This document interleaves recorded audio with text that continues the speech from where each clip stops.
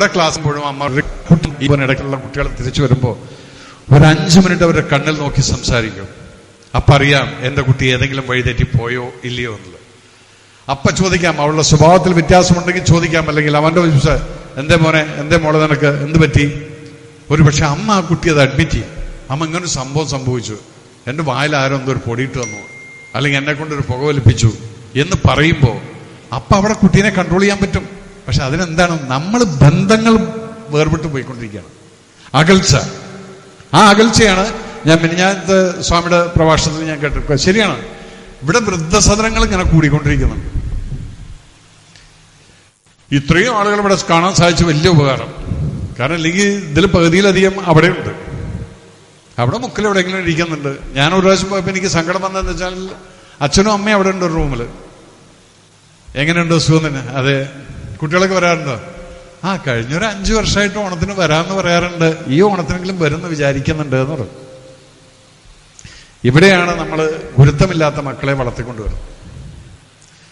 ഞാൻ എന്താ ഈ കാര്യം പറയാന്ന് വെച്ചാൽ, ഞാൻ എൻ്റെ അമ്മയുടെ ഒരു കാര്യം പറയാം. ഇതിപ്പോ എന്താണെന്ന് വെച്ചാൽ, ഈ അമ്മയുടെ കാര്യം പറയുമ്പോൾ ഈ ഗുരുവായൂരിൽ എപ്പോഴും ഞാൻ കരയും, ആൾക്കാരും കരയും. കാരണം അമ്മ ഗുരുവായൂരപ്പന്റെ ഒരു ദാസിയായിരുന്നു. എൻ്റെ അമ്മയുടെ സിസ്റ്ററിൽ ഞാൻ 2 പേരെ ബാക്കിയുള്ളൂ. ഒരാൾ വല്യമ്മ അമേരിക്കയിലും ഒരാൾ നിങ്ങളുടെ കൂടെ ഇവിടെ സദസ്സിലും ഇരിപ്പുണ്ട്. എന്നതുകൊണ്ടാണ് ഞാൻ വരാൻ പറഞ്ഞത്. അവരും കൂടെ കേൾക്കട്ടെ എൻ്റെ അമ്മ ആരായിരുന്നു. കാരണം ഇവരൊന്നും കണ്ടിട്ടില്ല. ഭാഗം കഴിഞ്ഞങ്ങ് പോയി കഴിഞ്ഞാൽ എൻ്റെ അമ്മ ഞാങ്ങാട്ടിൽ നിന്ന് ഓണത്തിന് അച്ഛനെയും അമ്മയും പെങ്ങന്മാരെയും കാണാനും വരും.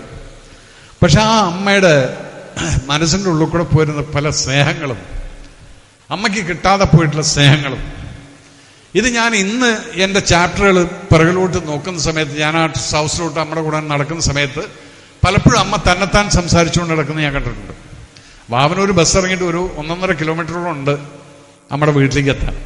ഈ ഇടവഴികളിലെല്ലാം പോകുന്ന സമയത്ത് പലപ്പോഴും അമ്മ സംസാരിക്കുന്നത് ഞാൻ കേട്ടിട്ടുണ്ട്. ആരോടാണ് ഈ സംസാരിക്കുന്നതെന്നല്ല അറിയില്ല. ചിലപ്പോൾ അടുക്കളയിൽ പോയി കഴിഞ്ഞാൽ അമ്മ പാത്രങ്ങളോട് സംസാരിക്കുന്നത് കേൾക്കാം. കാരണം ഈ പറയേണ്ട കാരണം അച്ഛനോട് പറഞ്ഞാൽ ചിലപ്പോൾ അച്ഛൻ ചൂടാവുമായിരിക്കും. അപ്പൊ ആരും ഒരിക്കലും ഒരു ചൂടും അല്ലെങ്കിൽ ഒരു റിയാക്ഷനും ഇല്ലാതെ ഏതാണ് തൻ്റെ കൂട്ടുകാരായിട്ടുള്ള അടുക്കള, വിറക്, പാത്രങ്ങൾ, ഇവരോട് സംസാരിക്കും. അങ്ങനെ എത്ര പേരുണ്ട് നിങ്ങളെന്നുള്ളത് എനിക്കറിയില്ല. പലരും ഉണ്ടാവുമായിരിക്കും. ഇപ്പൊ എനിക്ക് വയസ്സ് 66 കഴിഞ്ഞ് 67ലേക്ക് വന്നുകൊണ്ടിരിക്കുകയാണ്.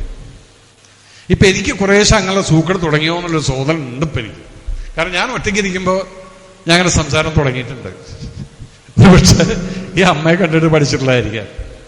അതോ ഈ ഭാര്യനെ സംസാരിക്കാൻ, ഭാര്യയോട് എന്താ സംസാരിക്കുക എനിക്കറിയില്ല. അത് വലിയൊരു പ്രശ്നമാണ്. എന്ത് സംസാരിച്ചാലും അവിടെ നമ്മളിൽ കുറ്റം കാണുമായിരിക്കും. ഭാര്യ ഒന്നും ഇവിടെ ഇല്ല, അവള് വേറൊരു അമ്പലത്തിൽ പോയിരിക്കുക. നല്ല കാലം അവളിവിടെ വരാഞ്ഞത്. അപ്പം അവര് വേറൊരു ലോകത്തിൽ പോകുന്നു, മകൻ വേറൊരു ലോകത്തിൽ പോകുന്നു, പിന്നെ ബാക്കിയുള്ളത് ഞാൻ. എപ്പോഴും ഈ അമ്മയുടെ ഗുരുത്വത്തിന്റെ കാര്യം പറഞ്ഞപ്പോൾ എന്തുണ്ടായിരുന്നു അറിയോ? 2004 ഓണത്തിന്റെ സമയത്ത് ഞാനിവിടെ മദ്രാസിലാണ്. ദാരിദ്ര്യമാണെന്ന്. കാരണം പട്ടാളം വിട്ടു വന്നിട്ട് 2004 സിനിമയൊന്നും ചെയ്തിട്ടില്ല. ഈ 3500-4000 രൂപ പെൻഷൻ കിട്ടുന്ന വെച്ചിങ്ങനെ മുട്ടിക്കൊണ്ടിരിക്കുകയാണ് അങ്ങോട്ടും ഇങ്ങോട്ടും. പിന്നെ ദൈവം അനുഗ്രഹിച്ചിട്ട് അമ്മ പഠിപ്പിച്ചിട്ടുള്ള ചില സിസ്റ്റംസ് ഉണ്ട്. നമുക്ക് അർഹിക്കാത്തൊന്നും നമ്മൾ എടുക്കരുതെന്നുള്ളത്. ആ ഒരു പോളിസി പോകുമ്പോൾ നമ്മൾ ഒരിക്കലും ഒരുത്തന്റെ പൈസ നമ്മൾ കക്കാനോ വഞ്ചിക്കാനോ പോവില്ല. ഒരുത്തനെ ചതിച്ച് 4 കാശ് പോക്കറ്റിലാന്ന് നോക്കില്ല. ഉള്ളതും വെച്ചിങ്ങനെ പ്രാരാബ്ദം പറഞ്ഞുകൊണ്ട് ആരോടും പറയൂല. അതിങ്ങനെ നടക്കും. അങ്ങനെ അമ്മ ഓണത്തിന്റെ തലേ ദിവസം വിളിച്ചിട്ട് പറഞ്ഞു, കുട്ടികളെന്താ ഓണത്തിന് വരുന്നില്ലേ എന്ന് ചോദിച്ചു. അപ്പൊ എനിക്ക് ഈ പൈസ ഇല്ലാത്തതിന്റെ ഫ്രസ്ട്രേഷനിൽ ഇത് പോണെങ്കിൽ റിസർവേഷൻ വേണം. അപ്പൊ ട്രെയിനിലൊന്നും അപ്പൊ സമയത്ത് റിസർവേഷൻ കിട്ടില്ല. കാറെടുത്ത് പോവുകയാണെങ്കിൽ ഞാൻ കണക്കൂട്ടി നോക്കിയപ്പം ആ സമയത്ത് ഇവിടെ വന്നിട്ടൊന്ന് പോകാൻ ഒരു 4000 രൂപയുടെ പെട്രോൾ അടിക്കേണ്ടി വരും. 4000 വലിയ എമൗണ്ട് ആയിരുന്നു. അമ്മ ഇത് പറഞ്ഞു വഴിക്കാൻ പറഞ്ഞു, എന്താ ഓണം, എന്താ ഓണത്തിന് അവിടെ വന്നിരുന്നെന്താ? ആ ഓണത്തിന് കിട്ടുന്നത് അവിടെ വന്നിട്ട് അമ്മ ഇലയിൽ കുറച്ച് സദ്യ ഉണ്ടാക്കും, അത് തരും. അതിവിടെ ആര്യഭവനിൽ പോയാൽ കിട്ടുന്നത്. ഇത് പറഞ്ഞു. അത് പറഞ്ഞപ്പോ അമ്മ പിന്നെ ഒന്നും മിണ്ടിയില്ല. അമ്മയുടെ അടുത്ത് അങ്ങോട്ട് ചാടിയാൽ അമ്മ മിണ്ടില്ല.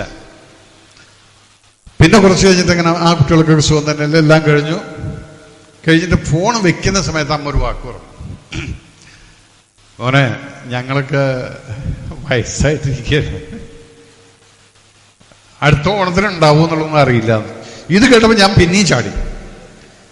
ഞാൻ പറഞ്ഞു ഗുരുവായൂരപ്പനെ എല്ലാ മാസം പോയിട്ട് അവിടെ കണ്ടിട്ട് കൃഷ്ണ ഗുരുവായൂരപ്പാന്ന് നെല്ലിയും വെളിയും കൂട്ടുകൊണ്ട് നടക്കുന്നുണ്ട്. അത് തീരുമാനിക്കുന്ന മൂപ്പരാണ്. അമ്മയുടെ മരണവും എത്ര കാലം ജീവിക്കണം അതൊക്കെ മൂപ്പര് എഴുതി വെച്ചിട്ടുണ്ട്. അമ്മേനല്ലേ പറഞ്ഞിട്ടില്ലെന്ന്. ജനിച്ചാൽ ഒരിക്കൽ മാത്രമേ മരിക്കൂ എന്ന് പറഞ്ഞിട്ട് എന്നെ വിശ്വസിപ്പിച്ച് ഇത്രയും ചങ്കൂറ്റത്തോടു കൂടി ഞാനൊരു കമാൻഡോ ആയിട്ട് വളരാനുള്ള കാരണം ആ വാക്കുകളായിരുന്നു. മോനെ, ജനിച്ചാൽ ഒരിക്കലേ നീ മരിക്കൂ, ആ മരണത്തിന് വേണ്ടി നീ ഭയക്കരുത് എന്ന് പറഞ്ഞ 5ാം ക്ലാസ്സുകാരിയായിട്ടുള്ള അമ്മയുടെ മകനാണ് ഞാൻ. അതുപോലെ തന്നെയായിരുന്നു അച്ഛൻ. ഇതൊക്കെ ചെറിയ ചെറിയ കാര്യങ്ങളായിരിക്കാം. പക്ഷെ പിന്നീട് ഇന്ന് ഇതുപോലൊരു സദസ്സിന്റെ മുന്നിൽ വന്ന് നിന്നിട്ടും ഇവിടെ വന്ന് ഞാൻ ഈ കർമ്മശ്രേഷ്ഠ അവാർഡ് വാങ്ങിച്ച സമയത്ത് ഞാൻ കരഞ്ഞുകൊണ്ട്, കാരണം ഈ അമ്മയുടെ കാര്യം പറയാം. അപ്പൊ ലാസ്റ്റ് അമ്മ പറഞ്ഞപ്പോ ഞാൻ പറഞ്ഞു ഫോൺ വെച്ചു, കട്ട് ചെയ്ത് കിടന്നുറങ്ങുമ്പോൾ ഇതിങ്ങനെ തലയിൽ ഇങ്ങനെ കയറും. കുട്ടികളെ, അടുത്ത ഓണത്തിന് ഞങ്ങൾ ഉണ്ടാവുമെന്ന് അറിയില്ല. ഇവിടെയാണ് ഞാൻ പറഞ്ഞു എവിടേക്കോ ഒരു ഗുരുത്വമുണ്ട്. ഞാൻ രാത്രി ഉറങ്ങിയില്ല, ഇങ്ങനെ തിരിഞ്ഞും മറിഞ്ഞ് കിടന്ന് ഒരു 5 മണിയായപ്പോൾ എല്ലാവരെയും എഴുന്നേപ്പിച്ചു. മക്കളെ പോവാം എന്നത്. അപ്പൊ അനിത ചോദിച്ചു എവിടേക്ക്? നാട്ടിൽ പോവാന്നത്. ഓക്കെ, പാക്ക് ചെയ്തു. നേരെ കോയമ്പേട് മാർക്കറ്റിൽ പോയി കുറെ പൂക്കളൊക്കെ വാങ്ങിച്ച് ഡിക്കിക്കകത്തിട്ട്, ചെറിയൊരു കാറായിരുന്നു, ഒരു മാരുതി സെന്ന്. അപ്പൊ അമ്മയ്ക്ക് ഈ പൂവിടുന്നൊക്കെ വലിയ കാര്യമാണ്. വയസ്സാണെങ്കിലും 36 ആ ഒരു യങ് മൈൻഡാണ് എപ്പോഴും.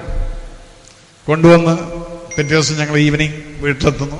വീട്ടിലെത്തിക്കഴിഞ്ഞതിന് ശേഷം പിറ്റേ ദിവസം ഓണം വലിയ പൂക്കളിട്ടു. എനിക്ക് തോന്നുന്നു അമ്മ ജീവിതത്തിൽ ആദ്യമായിട്ട് അത്രയും വലിയൊരു പൂക്കളം മുറ്റത്തിട്ടിരിക്കുന്നത് ഞാൻ കൊണ്ടുകൊടുത്ത ആ പൂക്കളം ഉണ്ടായിരുന്നു.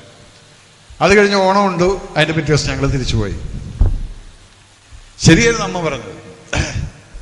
2005 മാർച്ച് മാസം 11-ാം തീയതി മോഹൻലാലിന് കീർത്തിചക്ര എന്ന് പറയുന്ന സിനിമയ്ക്കുള്ള അവാർഡ് അഡ്വാൻസും കൊടുത്ത് തൊടുപുഴയിൽ നിന്ന് തിരിച്ചു വന്ന് അമ്മഴത്ത് ബ്രേക്ക്ഫാസ്റ്റ് കഴിച്ച് ഞാനും രഞ്ജി പണിക്കനും കൂടെ പിരിഞ്ഞപ്പം ആ പിരിഞ്ഞിട്ട് പോയി സമയത്ത് എന്നും ഉള്ള പ്രശ്നം, നമുക്ക് എല്ലാവർക്കും ഉള്ള പ്രശ്നമാണ്. ഈ അമ്മമാര് വീട്ടിലുള്ള സമയത്ത് നമ്മൾ പറയും, അതവിടെ ഉണ്ടല്ലോ, ഒരു അഹങ്കാരമാണ്, അവിടെ ഉണ്ടല്ലോ, നാളെ ആവാം, ഒന്ന് കെട്ടിപ്പിടിക്കണം തോന്നുന്നുണ്ട്, നാളെ പോയിട്ട് കെട്ടിപ്പിടിക്കാം. ഈ നാളെ നാളെ നാളെ എന്ന് പറഞ്ഞാൽ നമ്മൾ പലപ്പോഴും അങ്ങനെ മുന്നോട്ട് പോയിക്കൊണ്ടിരിക്കും. അതിന്റെ ഇടയിൽ ഈഗോ വന്ന് കയറും. അമ്മ എന്തെങ്കിലും പറഞ്ഞു, പിന്നെ 2 ദിവസം മിണ്ടാതിരിക്കും. ഇതൊക്കെ ഇതിന്റെ ഇടയിൽ വരുന്നുണ്ട്. പക്ഷെ ഇതൊന്നും ഇല്ലാതെ തന്നെ ഞാൻ യാദൃച്ഛികമായിട്ട് ഈ 12-ാം തീയതി തൊട്ട് മദ്രാസിൽ പോയി, അത് കഴിഞ്ഞ് ബോംബെ പോകുന്നു. നാളെ വിളിക്കാം. അന്നൊക്കെ STD കോള് വിളിച്ചാൽ രാത്രി 9 മണിക്ക് വിളിച്ചാൽ കുറച്ച് പൈസ കുറയും. അപ്പൊ അതും നോക്കിക്കൊണ്ട് 9 ആവട്ടെ. അപ്പൊ ഞാൻ വിചാരിക്കും ഇപ്പൊ അമ്മ ഉറങ്ങിക്കാണും, വിട്ടേക്ക്. അങ്ങനെ 12-ഉം 13-ഉം കഴിഞ്ഞ് 19-ാം തീയതി രാത്രി ശനിയാഴ്ചയായിരുന്നു. അപ്പൊ ഞാന് ഫോൺ എടുത്തിട്ട് വിളിക്കാന്ന് വിചാരിച്ചു. എന്തോ കാരണം കൊണ്ട് അതെനിക്ക് പ്രായശ്ചിത്തം എന്ന് പറഞ്ഞാൽ ജീവിതകാലം മുഴുവൻ ദുഃഖിക്കാനുള്ളൊരു അവസരം ദൈവം തന്നതായിരിക്കും. അത് ഫോൺ വിളിച്ചില്ല.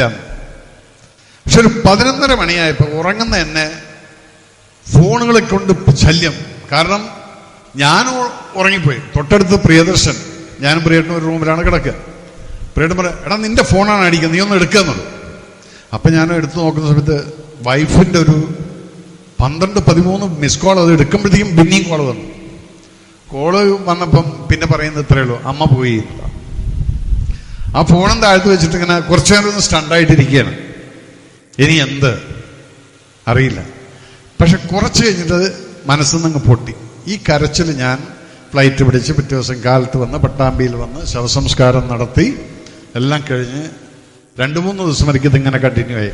കാരണം എന്തേ ഞാൻ ആ 5 ദിവസം എൻ്റെ അമ്മയെ വിളിക്കാഞ്ഞത്? എന്നെ എന്താണ് സ്റ്റോപ്പ് ചെയ്തത്? നമ്മുടേതായിട്ടുള്ള സെൽഫിഷ്നെസ്.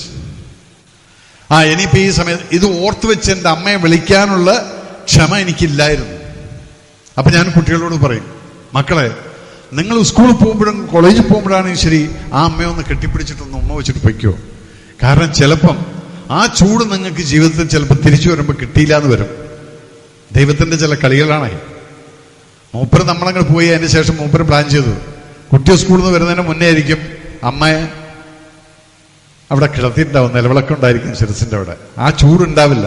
ഇത് ഞാൻ പല കുട്ടികളോടും ഇന്ന് ഞാൻ കഴിഞ്ഞൊരു 15 വർഷം ഞാൻ നടത്തുന്ന മേജർ റവീസ് അക്കാഡമിയുടെ ക്ലാസ്സിൽ പറഞ്ഞുകൊണ്ട് എത്രയോ കുട്ടികൾ മാറിയിട്ടുള്ളതും ആ കെട്ടിപ്പിടിക്കുന്നതും ഉമ്മ വയ്ക്കുന്ന ഒരു സ്വഭാവമായിട്ട് മാറിയിട്ടുണ്ട്. അത് ഈ എന്റെ എക്സ്പീരിയൻസ് എന്ന് ഞാൻ പറയുന്നതുകൊണ്ടാണ്. ഞാൻ പറയും, മക്കളെ, ഞാനിന്ന് അനുഭവിക്കുന്ന വിഷമം എന്ന് പറഞ്ഞു കഴിഞ്ഞാൽ, എന്തേ ആ 5 ദിവസം ഞാൻ എൻ്റെ അമ്മയെ വിളിച്ചില്ല? നിങ്ങൾ അങ്ങനെ തെറ്റ് ചെയ്യരുത് എന്ന് പറയും. ആദ്യം ഞാൻ കൈപൊക്കാൻ പറഞ്ഞു കഴിഞ്ഞാൽ 600-700 ആൾക്കാരുള്ളതിൽ കുട്ടികളുടെ വെറും 10 കൈകളൊക്കെയാണ് പൊങ്ങുക.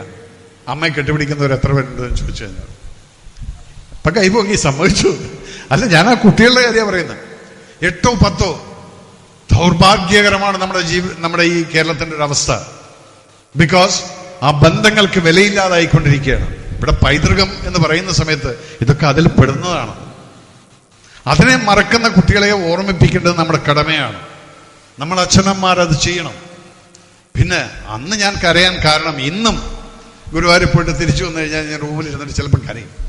എന്താണെന്നറിയാം, ഒരു കാലത്ത് ഞാനും എൻ്റെ അമ്മയും കൂടെ ഈ ഗുരുവായൂർ വരുന്ന സമയത്ത് ഈ തിരക്കിൻ്റെ ഇടയിൽ ഇങ്ങനെ നിൽക്കും. പക്ഷെ അമ്മയ്ക്ക് പിന്നെ വേറൊരു ഗുണമുണ്ട്. അമ്മ ഒന്ന് ചിരിച്ചു കാണിക്കുക ആരോടും. എന്നിട്ട് എൻ്റെ കുട്ടി ഒന്നിട്ട് മാറിക്കാൻ, വയസ്സായിട്ടുള്ള ആളാണ്. ആ ലൈൻ്റെ ഒക്കെ മുമ്പിൽ എൻ്റെ കയ്യും പിടിച്ചുകൊണ്ട് മുമ്പിലേക്ക് അങ്ങെത്തും. ഒരാളും ഒന്നും പറയില്ല. 30 മുമ്പിലവിടെ എത്തിയിട്ടുണ്ടാവും. ഒരാളും അമ്മയെ ചീത്ത വിളിക്കുന്നത് ഞാൻ കേട്ടിട്ടില്ല. അമ്മ ചിരിച്ചുകൊണ്ട് ഇങ്ങനെ പോകും, ഞാനും കൈ പിടിച്ചിട്ട് പോകും ചെയ്യും. ഇന്ന് ഞാൻ ഭഗവാന്റെ മുന്നിലൊക്കെ പോയിട്ട് തിരിച്ചു വരുമ്പോൾ ഞാൻ ആലോചിക്കുക, എൻ്റെ അമ്മ ഇന്ന് ജീവനോട് ഉണ്ടായിരുന്നെങ്കിൽ അമ്മയുടെ കൈ പിടിച്ചുകൊണ്ട് ആ VIP ട്രീറ്റ്മെന്റ് കൊടുത്തുകൊണ്ട് ഇങ്ങനെ പോവാന്ന്.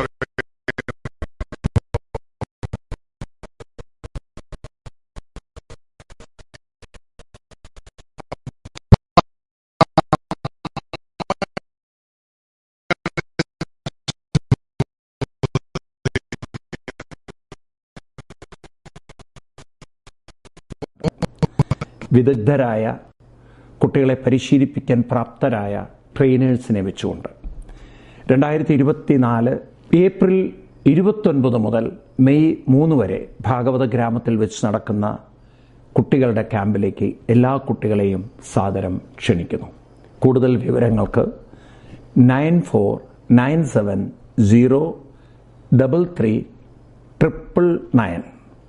ഒന്നുകൂടി പറയാം, 9497033999. ഈ നമ്പറിൽ വിളിച്ച് നിങ്ങളുടെ കുട്ടികളെ നിങ്ങൾക്ക് രജിസ്റ്റർ ചെയ്യാവുന്നതാണ്.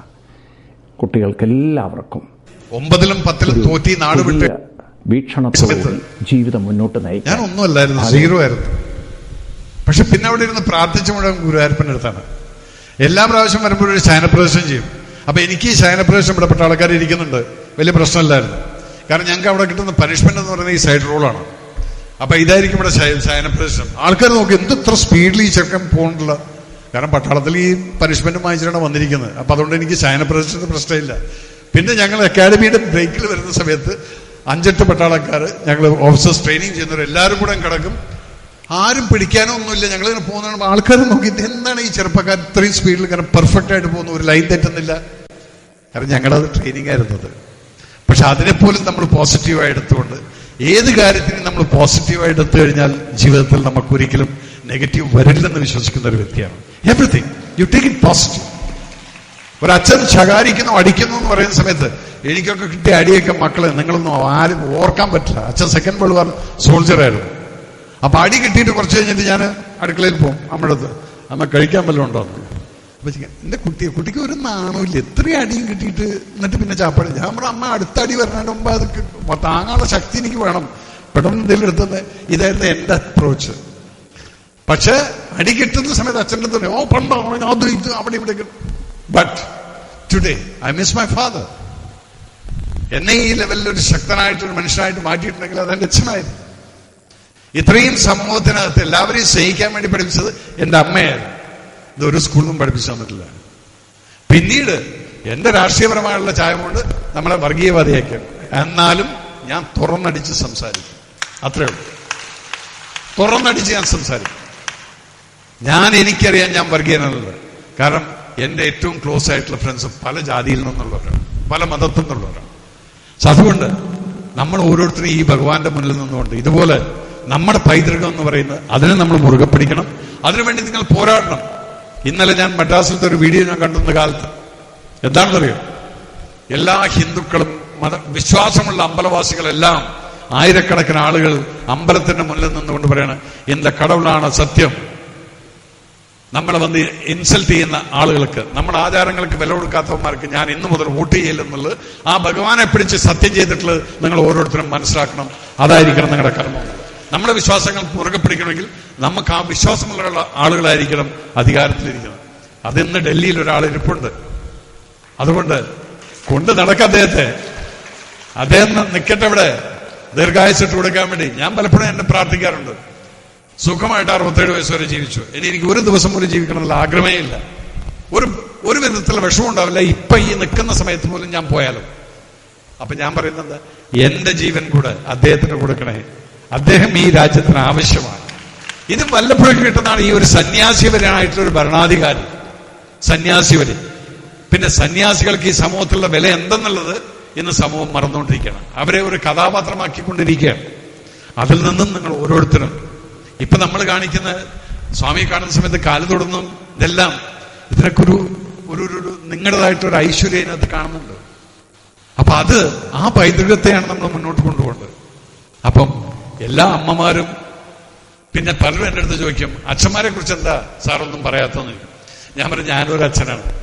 ഞങ്ങൾ അച്ഛന്മാരുടെ പ്രശ്നം എന്താണെന്ന് ചോദിച്ചു കഴിഞ്ഞാൽ കാലത്ത് ടെൻഷനാണ്.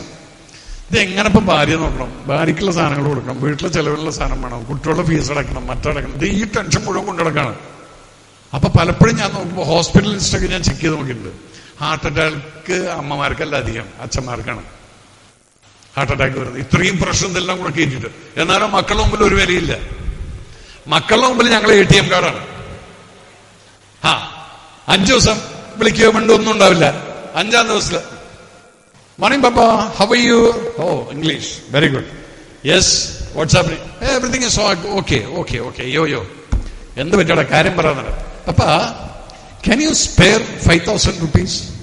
ഇത് അമ്മോട് ചോദിച്ചിട്ട് കിട്ടാത്തത് കൊണ്ട് ATM കാർഡിന്റെ അടുത്ത് ചോദിച്ചിരിക്കുകയാണ്. അപ്പൊ ഞങ്ങൾ ഇതിന് നിയോഗിക്കപ്പെട്ടവരാണ് ഈ അച്ഛന്മാർ. അതുകൊണ്ട് ഞാനൊരിക്കലും പറയില്ല അച്ഛന്മാരെ നിങ്ങൾ സ്നേഹിക്കുക, കാണിക്കുക.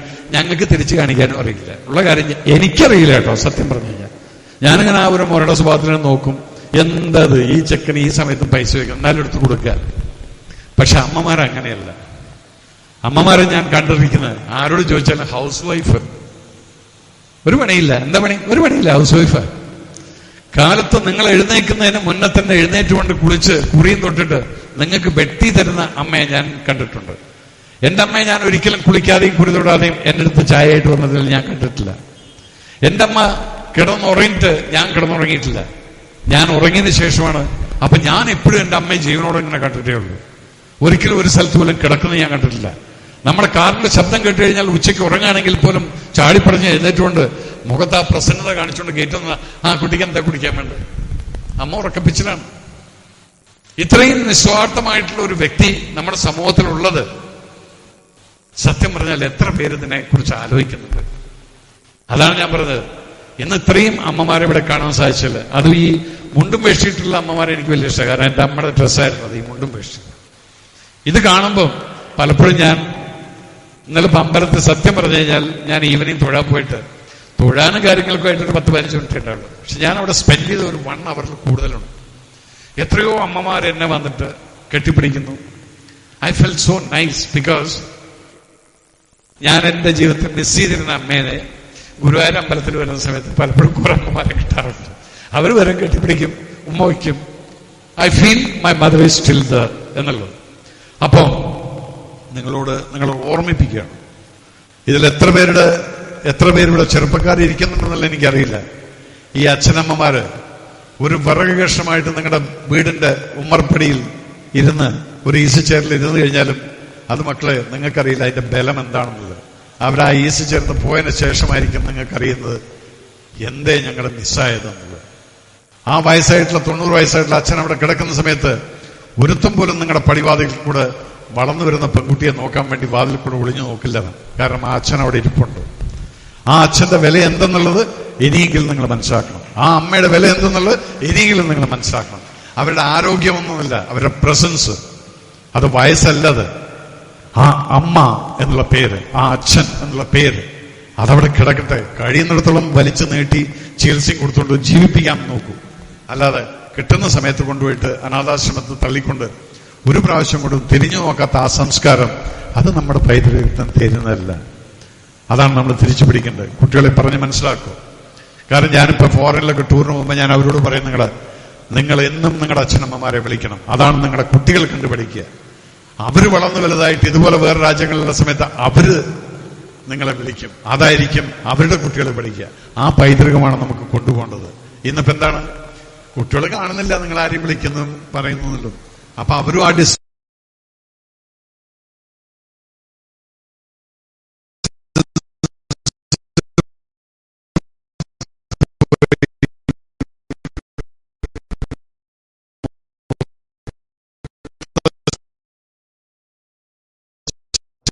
അതുപോലെ തന്നെ നല്ല കാര്യങ്ങളിലൊക്കെ പങ്കുചേരാനുള്ള അവരുടെ ആ മനസ്സിനെ വികസിപ്പിക്കാൻ നമുക്ക് വഴി കാണിക്കേണ്ടതുണ്ട്. കുട്ടികൾക്ക് വേണ്ടി എല്ലാ വർഷവും ഭാഗവത ഗ്രാമത്തിൽ വെച്ച് ക്യാമ്പ് നടക്കാറുണ്ട്. വിദഗ്ധരായ ചെയ്തുകൊണ്ടിരിക്കുകയാണ്. ഞാൻ ആരോടൊന്നും നോക്കില്ല. എന്നൊരു കിഡ്നി പോയി, ഞാൻ മാറ്റിവെച്ചു. അത് കഴിഞ്ഞിട്ട് 2 ആഴ്ചക്കുള്ളിൽ ഞാൻ 2 പേർക്ക് വീട് വെച്ചു കൊടുത്തു. ഇത്രയും പൈസ ഞാൻ അവിടെ ചെലവാക്കിയിട്ട്. എന്തായിരുന്നു കാരണം? ഒരു പാവപ്പെട്ട ചെറ്റക്കുട്ടലിന്റെ മുന്നിൽ നിന്നുകൊണ്ട് ഒരു അമ്മൂമ്മയും 10 പേരക്കുട്ടികളും കൂടിയിട്ട് നാഷണൽ പതാക പൊക്കുകയാണ്. ജനുവരി 26 അത് പൊക്കുന്നു. ഇത് കണ്ടിട്ട് അതിന്റെ പിറകുന്നുകൊണ്ട് ഭാരത് മാതാക്ക് ജയെന്ന് വിളിക്കുന്ന കൊച്ചുകുട്ടീനെ കണ്ടപ്പം ഞാൻ ഓപ്പറേഷൻ തിയേറ്ററിനൊക്കെ കിടന്ന് ആ ടി വിയിൽ ഇങ്ങനെ കണ്ട സമയത്ത് എനിക്ക് അത് വളരെ ഇഷ്ടപ്പെട്ടു. അവരുടെ നമ്പർ ചോദിച്ചു. ഈ ചേർപ്പിലായിരുന്നു. ഒരു വീട് വെച്ചു കൊടുക്കാന്ന് പറഞ്ഞു. പിന്നെയാണ് അവർ പറഞ്ഞത് അതിന്റെ പിറകിൽ അപ്പുറത്ത് വേറൊന്നും കൊണ്ടുണ്ട് അനിയൻ്റെത്, അതിലുള്ള കുട്ടികളുണ്ട്.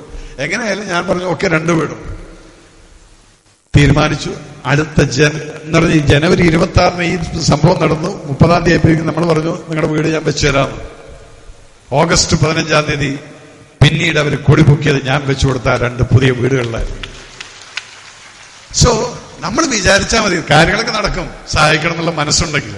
പക്ഷെ ഇത് സഹായിക്കാനുള്ള മനസ്സ് വേണം. അപ്പോഴാണ് നിങ്ങൾ ദൈവത്തിന് പ്രിയപ്പെട്ടവനാവൂ. അല്ലാതെ അവിടെ കൊണ്ടുപോയിട്ട് എനിക്ക് കിട്ടിയെന്ന് ഞാൻ എത്ര ഷെയർ തരാമെന്നുള്ള പല സിനിമക്കാരെയും ഞാൻ കണ്ടിട്ടുണ്ട്. ഇത്ര പ്രോഫിറ്റ് എനിക്ക് കിട്ടിക്കഴിഞ്ഞാൽ ഇത്ര ഞാൻ അവിടെ കൊണ്ടുവന്നിട്ട് അടച്ചു തരാമെന്ന്. What nonsense business. അതാണ് ഞാൻ മിനിഞ്ഞാത്ത സ്വാമിയുടെ പ്രഭാഷണം എനിക്ക് വളരെ ഇഷ്ടപ്പെട്ടു. കച്ചവടം എന്നുള്ള ലെവലിലേക്ക് ഭഗവാനെ കൊണ്ടുപോകല്ലേ. അതൊരു പിൻബലമായിട്ട് അവിടെ നിർത്തും. എന്നിട്ട് നിങ്ങൾ നിങ്ങളുടെ കർമ്മം ചെയ്തുകൊണ്ട് മുന്നോട്ട് പോയി കഴിഞ്ഞാൽ ഒരുത്തനും നിങ്ങളെ തടുക്കാൻ സാധിക്കില്ല. അത് പ്രൂവ് ചെയ്ത വ്യക്തിയാണ് ഞാൻ. ഈ 10ൽ തോറ്റു പോയിട്ടുള്ള വ്യക്തി 3 വർഷം കൊണ്ട് പ്രീ ഡിഗ്രിയും പാസ്സായി, BA ഫസ്റ്റ് ഇയറും പാസ്സായി, ഓഫീസർ ടെസ്റ്റും പാസ്സായി. അപ്പൊ അതെന്താണ്? ദൈവമേ, യെസ്, അവിടെ ഞാൻ കൈക്കൂലി കൊടുത്തിട്ടുണ്ട് കേട്ടോ. സ്വാമിയെ തെറ്റിദ്ധരിക്കരുത്. ഞാൻ പറഞ്ഞു ഞാൻ ഈ ഓഫീസർ ടെസ്റ്റ് പാസ്സായിട്ട് ഇതാ വേണേ പട്ടാമ്പിയിൽ നിന്ന് നടന്ന് വന്നിട്ട് ഞാൻ ദർശനം ചെയ്യാന്നുള്ളത്. ഒരു 33 കിലോമീറ്റർ പറഞ്ഞ പോലെ കിട്ടിയ വഴിക്ക് ഞാൻ നടന്നു ഒറ്റയ്ക്ക് രാത്രി ഇവിടെ ദർശനം ചെയ്തു. അത് കൈക്കൂലിയായിട്ട് മാത്രം കണക്കാക്കില്ല. അത് എൻ്റെ ഒരു ശ്രദ്ധ എന്ന് മാത്രമേ ഞാൻ പറയുന്നുള്ളൂ. അപ്പോൾ എവിടെയാണെങ്കിലും ആത്മാർത്ഥമായിട്ട് നിങ്ങൾ മുന്നോട്ട് പോയി കഴിഞ്ഞാൽ നമ്മുടെ സംസ്കാരവും നമുക്ക് മുന്നോട്ട് കൊണ്ടുപോകാൻ സാധിക്കും.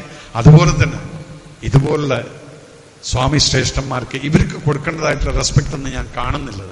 പക്ഷെ ദൈവം അനുകരിച്ച് നമുക്കൊരു വലിയൊരു സ്വാമി, ഒരു സന്യാസിയാണെന്ന് ആ പാർലമെന്റ് മന്ദിരത്തിൽ പ്രധാനമന്ത്രിയായിട്ടിരിക്കുന്ന നരേന്ദ്രമോദിജിയാണ്. കണ്ടു കഴിഞ്ഞാൽ ഒരു മോഡേൺ ലുക്കായിരിക്കും. പക്ഷെ അദ്ദേഹത്തിന്റെ ഉള്ളിലിരിക്കുന്ന എല്ലാവിധത്തിലുള്ള ശക്തികളും, ആ ദിവ്യശക്തിയും ആ ഓറയും എല്ലാം ഒരു സ്വാമിയുടെയാണ്, ഒരു സന്യാസിയുടെയാണ്. നാളെ ഈ പദവി വിട്ടിട്ട് അദ്ദേഹം പോയി കഴിഞ്ഞാൽ എനിക്കറിയാം അദ്ദേഹം കേദാർനാഥിലൊരു ചെറിയ കുടലിൽ അവിടെ ഇരുന്ന് പ്രാർത്ഥിച്ചുകൊണ്ടിരിക്കുന്നുണ്ടാവും.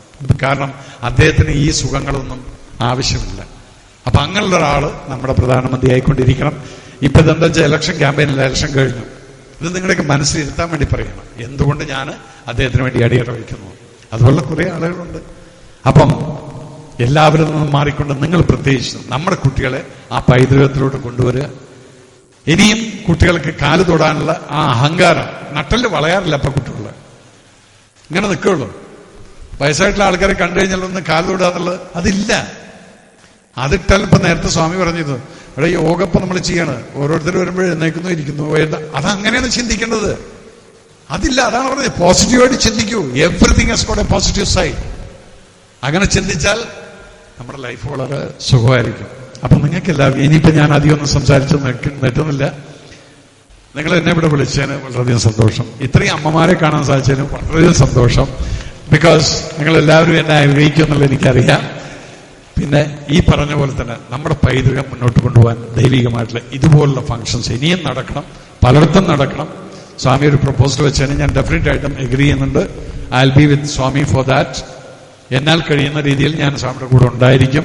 നമുക്ക് ഈ ഗുരുവായൂരിനെ വേറൊരു രീതിയായില്ലെങ്കിൽ മാറ്റണം.